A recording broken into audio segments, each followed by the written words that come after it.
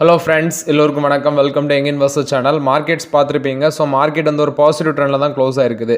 Actually Nifty 50 73 points positive, 22,907 points. Sensex 75,449 points, 147 points positive.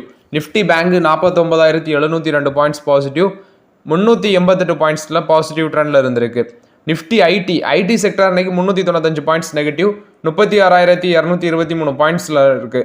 FIS data எடுத்து பார்க்கும்போது FIS 1096 கோடிக்கு net செல்லர்ஸாக இருந்தாங்க. DIS 2140 கோடிக்கு வந்து நெட் பையர்ஸாக இருந்தாங்க. ஸோ FIS வந்து நேற்று நெட் பையர்ஸாக இருந்தாங்க, இன்றைக்கி நெட் செல்லர்ஸாக மாறி இருக்காங்க மார்க்கெட்டில். இப்போ பேங்க் நிஃப்டி எடுத்து பார்த்தீங்கன்னா AU Small Finance Bank, Federal Bank, Punjab National Bank இதெல்லாமே கிட்டத்தட்ட 4% to 2.5% பாசிட்டிவ் இருந்துச்சு. Bank of Baroda, Canara Bank, IndusInd Bank, IDFC First Bank இதெல்லாமே 1.5% to 2% அந்த ரேஞ்சில் பாசிட்டிவ்ல இருந்துச்சு. State Bank of India, HDFC Bank, Axis Bank, ICICI Bank இதெல்லாம் ஃப்ளாட் பாசிட்டிவ் ட்ரெண்டில் இருந்துச்சு. கோட்டக் மஹிந்திரா பேங்க் மட்டும் ஒரு ஃப்ளாட் நெகட்டிவ்ல க்ளோஸ் ஆயிருக்கு. பட் இன்னைக்கு Kotak Mahindra Bank last trading டே இல்லை, லாஸ்ட் மார்க்கெட்டில் 52 ஹை டச் பண்ணாங்க. அது இன்னைக்கு தான் 52 ஹை டச் பண்ணியிருக்காங்க. 2051 நினைக்கிறேன். போயிட்டு தான் இந்த ஃப்ளாட் நெகட்டிவ்ல க்ளோஸ் ஆயிருக்கு. செக்டார் வைஸ் பார்க்கும்போது டெக்னாலஜி அண்ட் கன்சியூமர் தவிர மிச்சம் எல்லா செக்டாருமே பாசிட்டிவ்ல தான் இருந்துச்சு. இன்னைக்கு இன்ஃப்ராஸ்ட்ரக்சர் செக்டார் தான் ஒரு வெல் பெர்ஃபார்மிங் செக்டாராக இருந்திருக்கு. நெக்ஸ்ட் நீ பார்க்கும்போது டிஃபென்ஸ் செக்டார் கம்பெனிஸ் எல்லாமே இன்னைக்கு மார்க்கெட்டில் பொழந்து எடுத்துருந்துச்சு. குறிப்பாட்டு சரியான பெர்ஃபார்மன்ஸ் 20% வரைக்கும் மேலே போயிருந்துச்சு.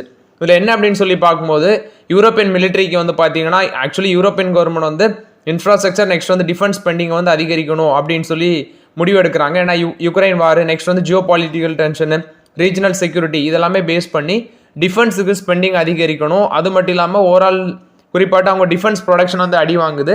ஸோ மேனுஃபேக்சரிங் வந்து ரெடியூஸ் ஆகுது. அதை வந்து increase பண்ணுறதுக்காண்டி டிஃபென்ஸுக்கு spending அதிகரிக்கணும்.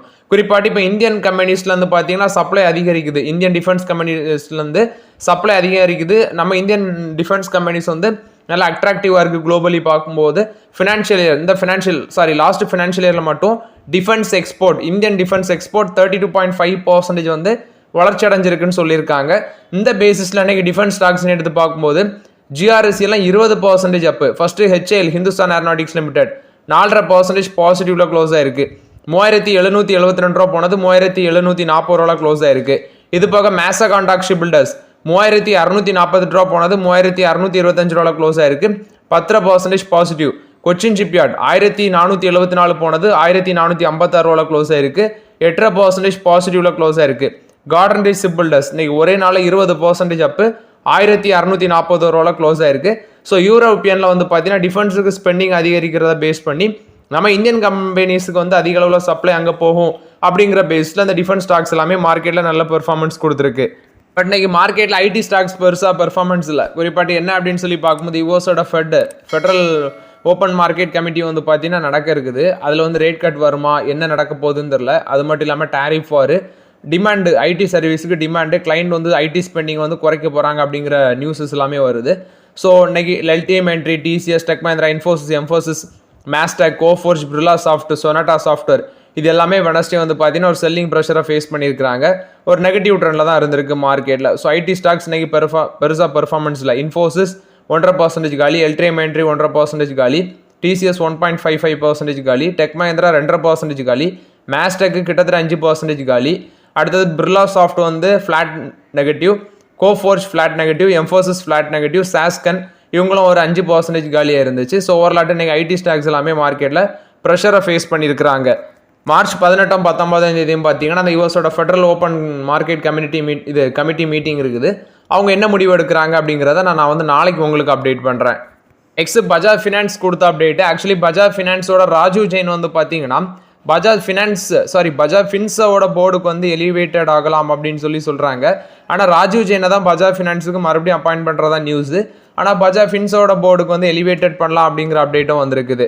Next Tata Motors, Maruti Suzuki இல்லாமல் நாங்கள் காரோட ப்ரைஸை இன்க்ரீஸ் பண்ண போகிறோம்னு சொல்லிட்டு இருந்தாங்க. இப்போ ஹியூண்டாய் மோட்டார்ஸும் சொல்லிட்டாங்க நாங்கள் வந்து ஏப்ரல்லேருந்து 3% வந்து காரோட ப்ரைஸை இன்க்ரீஸ் பண்ண போகிறோம். ஏன்னா input cost, commodity prices, expenses அதிகரிக்கிறது, அதர் பிரச்சனைகள் இதெல்லாமே ரீசன் பண்ணி அவங்க வந்து 3% காரோட ப்ரைஸை இன்க்ரீஸ் பண்ண போகிறோன்னு சொல்லிட்டாங்க.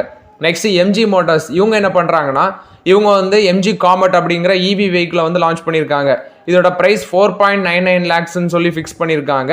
கிட்டத்தட்ட 200 கிலோமீட்டருக்கு மேலே போகும் அப்படின்னு சொல்கிறாங்க. ஒன் டைம் சார்ஜ் பண்ணாலே 214 மீட்டரோ சம்திங் போகும் அப்படின்னு சொல்கிறாங்க. இது வந்து எம்ஜியோட எம்ஜி காமெட்டில் வந்து இவி வேரியண்ட் வந்தாச்சு. அவங்க வந்து 4.99 லேக் அப்படிங்கிற ரேஞ்சில் ஃபிக்ஸ் பண்ணியிருக்கிறாங்க. ஒரு காலத்தில் நேனோவோட காரை வந்து இன்ட்ரடியூஸ் பண்ணாங்க. அந்த சமயத்தில் வந்து என்ன சொன்னாங்கன்னா, இதில் வந்து என்ன பாதுகாப்பு இருக்கும், 1 லட்ச ரூபாயில இல்லை எந்த காரில் என்ன இருக்கும் அப்படின்னு சொன்னாங்க. பட் இப்போ வந்து எம்ஜி காமெட்டை வந்து நிறைய பேர் வாங்குறதான் செய்கிறாங்க மார்க்கெட்டில். Next ITC. ஆக்சுவலி நிறைய பேர் என்ன சொல்கிறீங்கன்னா, ஐடிசி வந்து என்ன ப்ரோ மார்க்கெட்டு மேலே போனாலும் ஒரு பெர்ஃபார்மன்ஸ் இல்லை, கீழே போனாலும் ஒரு பெர்ஃபார்மன்ஸ் இல்லை, அப்படியே தூங்கிட்டு இருக்கு அப்படின்னு சொல்கிறீங்க. ஐடிசி இன்னைக்கு பார்த்தா 403 ரூபாயில் க்ளோஸ் ஆயிருக்கு, 1.5% அடி வாங்கியிருக்கு. ஸோ ஐடிசி வந்து ஒரு லாங் டேர்முக்கு ஃபண்டமெண்டலி ஓகேவாக தான் இருக்குது. பட் இந்த ஐடிசி ஹோட்டல்ஸில் நம்ம பெருசாக எக்ஸ்போர்ட் பண்ணோம். பட் நம்ம எக்ஸ்போர்ட் பண்ண லெவலில் வந்து ஐடிசி ஹோட்டல்ஸ் லிஸ்ட் ஆகலை. அது எனக்கும் ரொம்ப வருத்தமாக தான் இருக்குது. அது போக பார்த்தீங்கன்னா நிறைய பேர் கேட்குறது, பேட் வந்து ஐடிசி ஹோட்டல்ஸை வந்து எப்போ விற்பாங்க அப்படின்னு சொல்கிறாங்க. ஸோ பேட் வந்து ஃபினான்ஷியல் 26க்குள்ளே டைல்யூட் பண்ணுவாங்க. கிட்டத்தட்ட $623 million worth of ITC Hotels வந்து பார்த்தீங்கன்னா பேட் வந்து ஃபினான்ஷியல் 26க்குள்ளே நாங்கள் டைல்யூட் பண்ணிடுவோம்னு பேட் சொல்லியிருக்காங்க. இது வந்து 1 மந்த்துக்கு முன்னாடியே பேட் அப்டேட் பண்ணிட்டாங்க. நீங்கள் நிறைய பேர் கேட்டுகிட்டே இருந்தீங்க, அதனால அந்த டவுட் அப்டேட்டை உங்களுக்கு கிளியர் பண்ணுறேன். நெக்ஸ்ட் பார்த்தீங்கன்னா 3 ஸ்டாக் இந்த மார்க்கெட் சென்டிமெண்ட்டில் பயங்கரமாக அடி வாங்கியிருக்குது. ஸோ என்ன அப்படின்லாம் பார்க்கும்போது பீக் லெவல்லேருந்து எவ்வளோ விழுந்திருக்கு அப்படின்னு பார்க்கலாம். ஃபஸ்ட்டு ஏஞ்சல் ஒன்று, இவங்க வந்து 2194 ரூபாயில் இருக்குது. 14 டைம்ஸ் பி ரேஷியோ இருக்குது. பட் இந்த ஸ்டாக் வந்து பீக் லெவல்லேருந்து பார்க்கும்போது 3900 ரூபா. இந்த ஸ்டாக்கோட பீக் லெவலுன்னு பார்க்கும்போது ஏலியர் ஹைன்னு பார்க்கும்போது 3900 ரூபா. ஸோ அதை அட்டைன் பண்ணணும்னா இந்த ஸ்டாக் வந்து 87% மேலே போகணும். அப்போ தான் வந்து பார்த்தீங்கன்னா ஏலியர் ஹையை டச் பண்ண முடியும் அப்படின்னு சொல்கிறாங்க. ஸோ 9 அனாலிஸ்ட் என்ன சொல்கிறாங்கன்னா, அந்த ஸ்டாக் வந்து ஒரு 28% மேலே போகும் அப்படின்னு சொல்கிறாங்க ஏஞ்சலோனில். பட் இப்போதைக்கு நான் பெருசாக ஏஞ்சலோனில் ஃபோக்கஸ் பண்ணல. ரீசன் அப்படின்னு பார்க்கும்போது அந்த செபியோட சர்க்குலர், அதுக்கப்புறம் இந்த ஃபியூச்சர்ஸ் அண்ட் ஆப்ஷன் கான்ட்ராக்டில் வந்து மாற்றினதுக்கப்புறம் வந்து பார்த்தீங்கன்னா இந்த கம்பெனிஸ் எல்லாமே பெருசாக அஃபெக்ட் ஆகுது. அது போக நெக்ஸ்ட் இப்போ மார்க்கெட் வந்து நெகட்டிவ் சிச்சுவேஷனில் போகிறதுனால டிமேட் அக்கௌண்டோட ஓப்பனிங்ஸும் குறையுது. இதெல்லாமே பேஸ் பண்ணி இப்போதைக்கு இந்த ஸ்டாக் பக்கம் நான் கை வைக்கல. Next CDSL. இந்த ஸ்டாக்கோட ப்ரைஸ்ன்னு பார்க்கும்போது 1172 ரூபாயில் இருக்குது. பி ரேஷியோ 44 இருக்குது. இந்த ஸ்டாக்கும் பார்த்தீங்கன்னா பீக் லெவல்லேருந்து பார்க்கும்போது பயங்கரமாக விழுந்திருக்குது. இதோட ரீசன்ட் பீக் லெவல்னு பார்க்கும்போது 1989. 44% இந்த ஸ்டாக் வந்து கீழே விழுந்திருக்குன்னு சொல்கிறாங்க. பட் இந்த ஸ்டாக் வந்து 80% மேலே போனால் தான் அவங்களோட ப்ரீவியஸ் ஹை லெவலை வந்து ரீக்ளைம் பண்ண முடியும். ஸோ 10% ஆஃப் அனாலிஸ்ட் வந்து இந்த ஸ்டாக்கை ட்ராக் பண்ணுறாங்க. ஸோ 20% இந்த ஸ்டாக் வந்து மேலே போகலாம் அப்படின்னு சொல்கிறாங்க கரண்ட் மார்க்கெட் ப்ரைஸ்லேருந்து. Next BSE, Bombay Stock Exchange, இன்னைக்கு 5% பாசிட்டிவ்ல இருந்துச்சு. 4388 ரூபா. இதோட பி ரேஷியோ ரொம்பவே ஹை, 64 இருக்குது. இப்போதைக்கு சான்ஸே இல்லை. பட் இதோட பீக் லெவல்னு பார்க்கும்போது 6133 ரூபா. இந்த ஸ்டாக்கோட பீக் லெவல் 6133 ரூபா. 40% வரைக்கும் கரெக்டாக இருக்குது. பட் இந்த ஸ்டாக் வந்து அவங்களோட ஏர்லியர் ஹையை டச் பண்ணணும்னா 48% மேலே போகணும் கரண்ட் லெவல்லேருந்து. 12 அனாலிஸ்ட் வந்து இந்த ஸ்டாக்கை ட்ராக் பண்ணிவிட்டு இந்த ஸ்டாக்கில் ஒரு 39% பொட்டன்ஷியல் அப்சைட் இருக்குன்னு சொல்கிறாங்க. பட் இந்த ஸ்டாக் வந்து எஜுகேஷனல் பர்பஸுக்கு வேண்டி தான் நான் உங்கள்கிட்ட அப்டேட் பண்ணியிருக்கிறேன். ஏன்னா ஆல்ரெடி நிறைய பேர் ஹோல்ட் பண்ணிட்டு இருப்பீங்க. அடுத்தது நிறைய பேருக்கு டவுட்டும் கேட்டிருந்தீங்க, அதனால அப்டேட் பண்ணுறேன். ஸோ இதில் இப்போதைக்கு ஆப்பர்ச்சுனிட்டி இல்லை. பட் ஏஞ்சலோன் மட்டும் வந்து வேல்யூஷன் சீப்பாக இருக்குது. மற்ற 2 ஸ்டாக்ஸுமே வேல்யூஷன் ரொம்பவே அதிகம். இப்போதைக்கு இந்த ஸ்டாக்ஸ்லாம் வெயிட் பண்ணுறது தான் பெட்டருங்கிறது என்னோட கருத்து. நெக்ஸ்ட் ஹீரோ மோட்டார் காப்பில் ஒரு பெரிய தலைவலி வந்து முடிஞ்சிருக்கு. இன்றைக்கி ஸ்டாக் வந்து ஒரு 1% கிட்ட நெகட்டிவ்ல தான் க்ளோஸ் ஆச்சு. ஹீரோ மோட்டார் காப்பில் என்னன்னா, ஃபர்ஸ்ட் நிரஞ்சன் குப்தா சிஇஓ இருந்தவர் ஸ்டெப் டவுன் ஆனார். அதுக்கு அடுத்தால வந்த பவான் முஞ்சால், இவர் என்ன சொல்கிறாருன்னா, ஒவ்வொரு எம்ப்ளாயிஸும் நான் வந்து கண்காணிச்சிட்டே இருப்பேன். அது மட்டும் இல்லாமல் மார்க்கெட்டில் வந்து இப்போ பயங்கரமான காம்படிஷன் வந்ததுனால இவங்களோட 2 வீலர் சேல்ஸ் வந்து அஃபெக்ட் ஆகுது.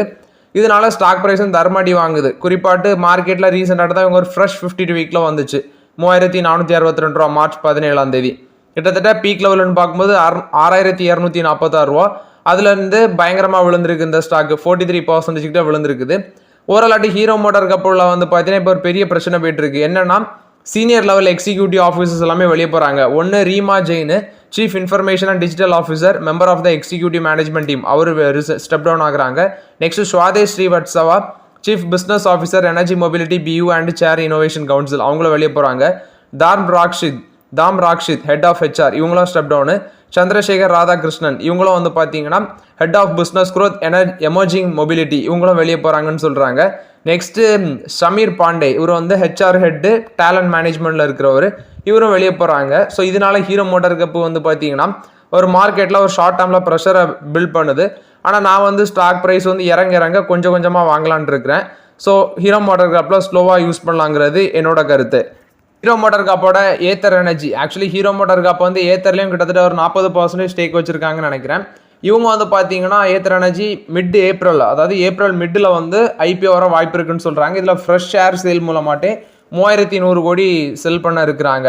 ஃப்ரெஷ் ஷேர் சேல் மூலமாட்டே ஓரலாட்டு இது வந்து ஏத்தர் எனர்ஜி ஐபிஓ பொறுத்த வரைக்கும் அப்டேட்டு. நெக்ஸ்ட் இந்த எஃப்எம்சிஜி ரெவன்யூ growth வந்து ஃபினான்ஷியல் 26ல் 6 to 8% இருக்குன்னு சொல்கிறாங்க. கிராஜுவல் டிமாண்ட் ரைவல்ஸ் இருக்குது, குறிப்பாட்டு கிரைஸில் தான் இந்த அப்டேட்டை சொல்கிறாங்க. மாடஸ்ட் ரெவன்யூ ரிகவரி இருக்கும் எஃப்எம்சிஜி செக்டரில் 100 to 200 பேசிஸ் பாயிண்ட், அதை அவங்க மென்ஷன் பண்ணுறது 6 to 8%.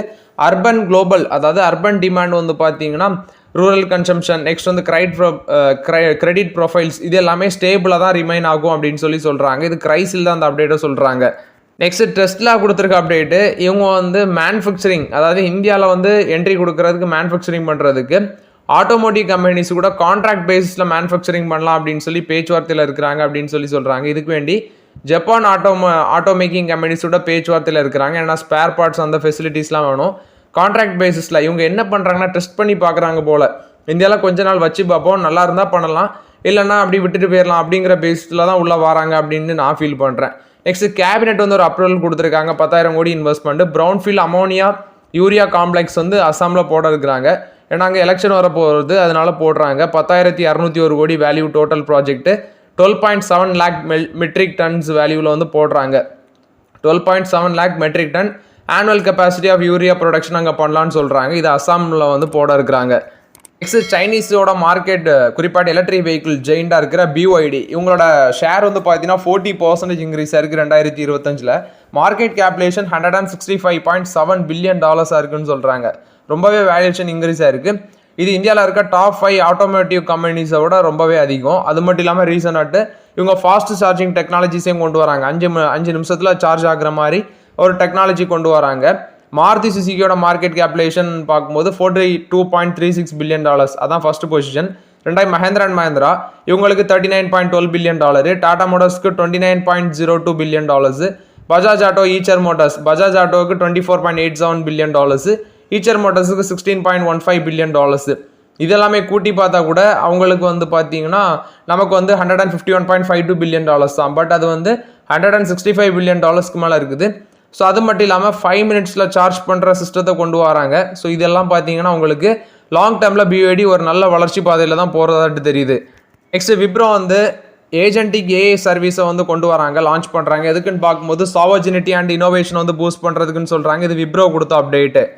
அதானி என்டர்பிரைசஸோட ஹோலி ஒன் சப்சிடியாக இருக்கிற கம்பெனி தான் குச் காப்பர் லிமிடெட். இவங்க வந்து பார்த்தீங்கன்னா ஒரு ஜாயின்ட் வெஞ்சர் கம்பெனியை வந்து இன்கார்பரேட் பண்ணியிருக்காங்க, பிரணீதா ஈகோ கேபிள்ஸ் லிமிடெட். இது வந்து பிரணீதா வெஞ்சூஸ் பிரைவேட் லிமிடெடோட பார்ட்னர்ஷிப் கம்பெனி. ஸோ இதில் வந்து குச் காப்பர் லிமிடெட், அதாவது அதானி குழுமத்தோட சப்சிடரி, அவங்க வந்து இந்த நியூலி ஃபார்ம்ட் என்டிட்டியில் ஒரு 50% ஹோல்ட் பண்ணுறாங்க.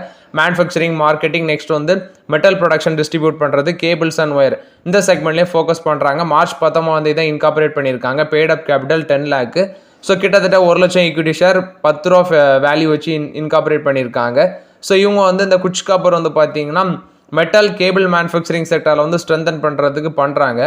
ஆக்சுவலி அல்ட்ராடெக் சிமெண்ட் வந்து நாங்கள் இப்படி கேபிள் அண்ட் ஒயர் செக்மெண்ட்டுக்குள்ளே வரோம் அப்படின்னு சொன்னோன்னே மற்ற அந்த செக்டாரில் இருக்க ஸ்டாக்ஸ் எல்லாமே போட்டு பொழந்து எடுத்தாங்க. ஸோ இது நாளைக்கு மார்க்கெட்டில் மற்ற இதே செக்டாரில் இருக்கிற ஸ்டாக்ஸ்லாம் எப்படி இம்பாக்ட் ஆகுதுன்னு வெயிட் பண்ணி பார்க்கலாம். தனலட்சுமி பேங்க் கொடுத்த அப்டேட்டு, பேசல் 3 காம்ப்ளியன்ட் Tier 2 பாண்ட்ஸ் மூலம் மட்டும் 150 கோடி ரைஸ் பண்ண போகிறோன்னு சொல்கிறாங்க. அதே மாதிரி வேதாந்தாவோட அனில் அகர்வால் என்ன சொல்கிறாருன்னா, எங்களுக்கு டிமர்ஜர் அந்த NCLT நாடு வந்து 4 to 6 வீக்கில் கிடைக்கும் அப்படின்னு சொல்கிறாங்க. கிட்டத்தட்ட அவங்க 5 கம்பெனியாட்டும் டிமர்ஜர் பண்ணுறாங்கன்னு நினைக்கிறேன். ஸோ இந்த 4 to 6 வீக்கில் வந்து அந்த டிமர்ஜருக்கான NCLT நோடு கிடச்சிடும்னு சொல்கிறாங்க. அடுத்தது ஃபஸ்ட்டு ஃபுல்லி கிரீன் அலுமினியம் பிளான்ட்டும் பார்த்தீங்கன்னா வேர்ல்டுலேயே அவங்க தான் போட இருக்கிறாங்க. ஸோ லொக்கேஷனுக்கான ஃபைனல் டிசிஷனை எடுக்க போகிறோன்னு சொல்கிறாங்க. இது வந்து வேதாந்தாவில் வந்து ஓவரால் அப்டேட்ஸு.